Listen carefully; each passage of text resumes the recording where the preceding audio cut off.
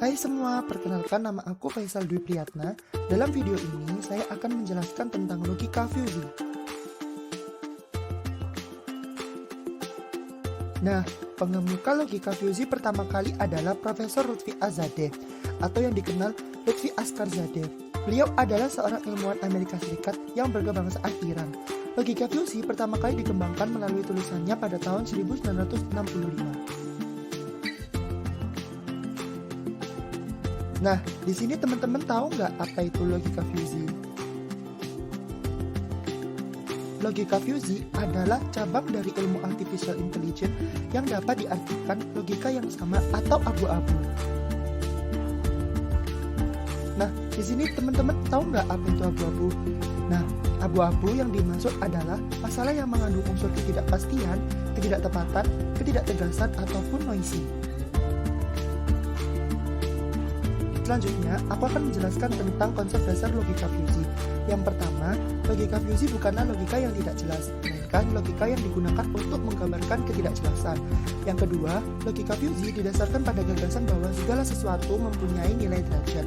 Yang ketiga, logika fusi merupakan peningkatan logika boolean yang mengenalkan konsep kebenaran sebagian.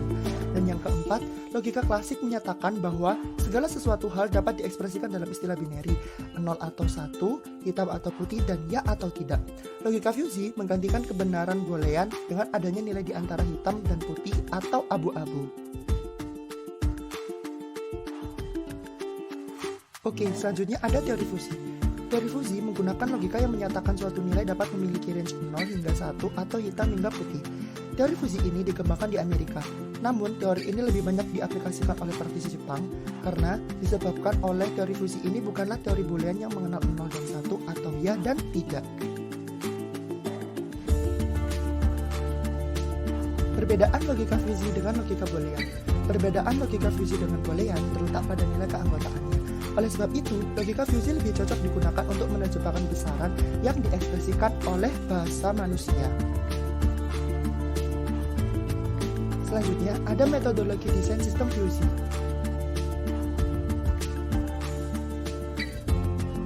Langkah pertama yang harus diambil adalah mendefinisikan karakteristik model secara fungsional dan operasional. Pada bagian ini, perlu diperhatikan karakteristik apa saja yang dimiliki oleh sistem yang ada. Kemudian, dirumuskan karakteristik operasi-operasi yang akan digunakan pada model fusi tersebut. Langkah kedua adalah melakukan dekomposisi variabel model menjadi himpunan fusi. Pada bagian ini, setelah variabel-variabel yang telah dirumuskan, bentuk himpunan-himpunan fusi yang berkaitan tanpa mengesampingkan domainnya.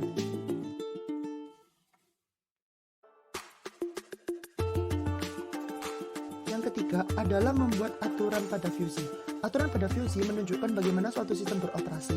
Dalam aturan fusi terdapat dua jenis atribut, yaitu satu, linguistik, yaitu penamaan suatu grup yang mewakili suatu kondisi, dan yang kedua adalah skalar atau ukuran dari suatu variabel.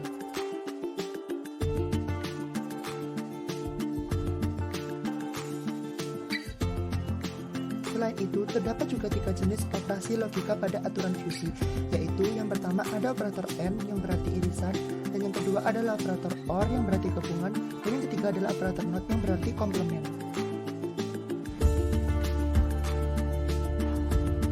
Selanjutnya, ada fungsi keanggotaan dalam aturan fusi. Jenis yang pertama ada representasi kurva dan fungsi keanggotaan linier. Pembagiannya terbagi menjadi dua, yaitu representasi kurva dan fungsi keanggotaan linier turun, dan yang kedua ada representasi kurva dan fungsi keanggotaan linier naik. Untuk fungsi keanggotaan liniernya seperti pada gambar berikut.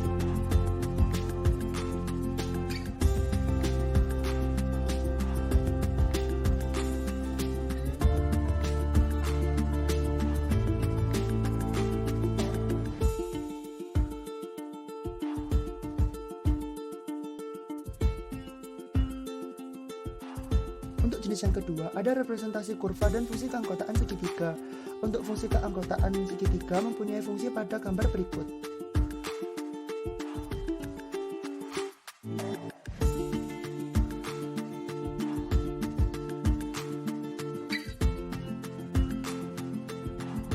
Untuk jenis yang ketiga, ada representasi kurva dan fungsi keanggotaan trapesium.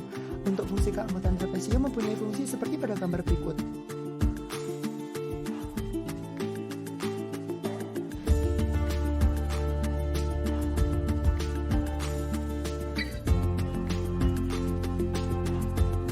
Selanjutnya, ada hal-hal yang perlu diperhatikan dalam membuat aturan fuzzy. Yang pertama, kelompokkan semua aturan yang memiliki solusi pada variabel yang sama. Yang kedua, urutkan aturan sehingga mudah dibaca. Yang ketiga, gunakan identitas untuk memperlihatkan struktur aturan. Dan yang keempat, gunakan penamaan yang umum untuk mengidentifikasi variabel-variabel pada kelas yang berbeda. Yang kelima, gunakan komentar untuk mendeskripsikan tujuan dari sesuatu atau kelompok aturan.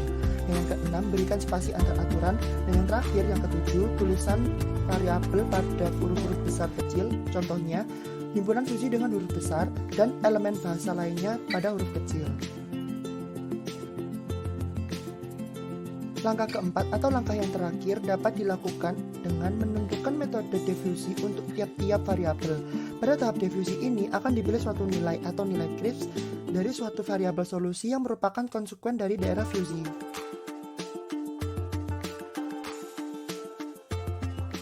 Selanjutnya, ada metode-metode diffusifikasi. Yang pertama, ada metode centroid. Pada metode ini, penetapan nilai Cripps dengan cara mengambil titik pusat daerah fuzzy. Yang kedua, ada metode bisector. Pada metode ini, solusi nilai Cripps diperoleh dengan cara mengambil nilai pada domain fuzzy yang memiliki nilai keanggotaan dari jumlah total nilai keanggotaan pada daerah fuzzy. Yang ketiga, ada metode mean of maximum atau MOM. Pada metode ini, solusi nilai Cripps diperoleh dengan cara mengambil nilai rata-rata domain yang memiliki nilai keanggotaan maksimum.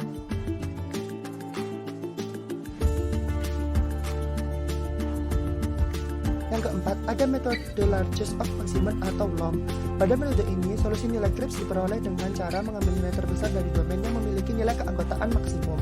Dan yang kelima, ada metode smallest of maximum atau SOM. Pada metode ini, solusi nilai Cripps diperoleh dengan cara mengambil nilai terkecil dari domain yang memiliki nilai keanggotaan maksimum.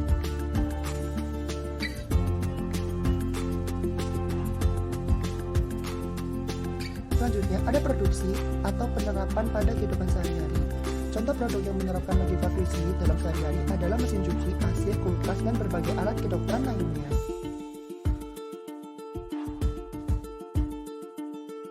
Selanjutnya, ada fungsi dari logika fuzzy.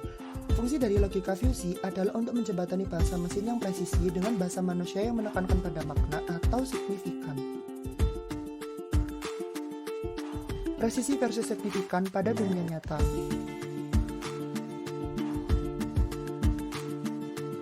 Ini adalah contoh dari presisi. Seorang laki-laki memperingatkan perempuan dengan peringatan, "Hei, ada sebuah bola dengan kecepatan 50 meter per second datang ke arahmu." Perempuan tersebut nampak tidak merespon.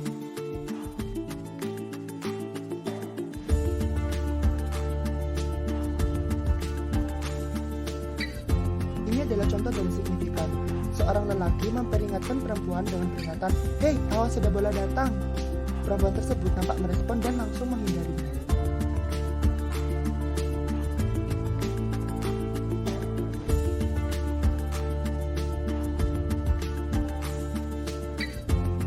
Selain itu, ada contoh masalah yang mengandung ketidakpastian.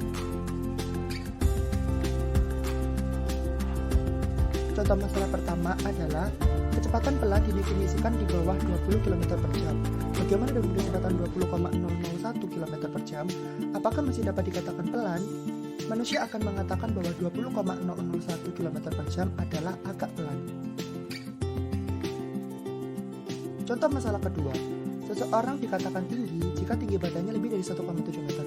Bagaimana dengan orang yang mempunyai tinggi badan 1,6999 meter atau 1,65 meter? Apakah termasuk kategori orang yang tinggi? Menurut persepsi manusia, orang yang mempunyai tinggi badan sekitar 1,7 meter dikatakan kurang lebih tinggi atau agak tinggi.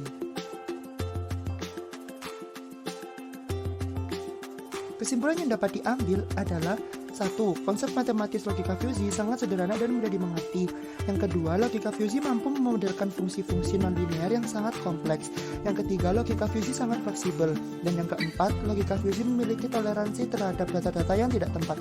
Yang kelima, logika fuzzy dapat bekerja sama dengan teknik-teknik kendali secara konvensional. Yang keenam, logika fuzzy dapat membangun dan mengaplikasikan pengalaman-pengalaman. Dan yang terakhir atau yang ketujuh, logika fuzzy didasarkan pada bahasa alami manusia tersebut.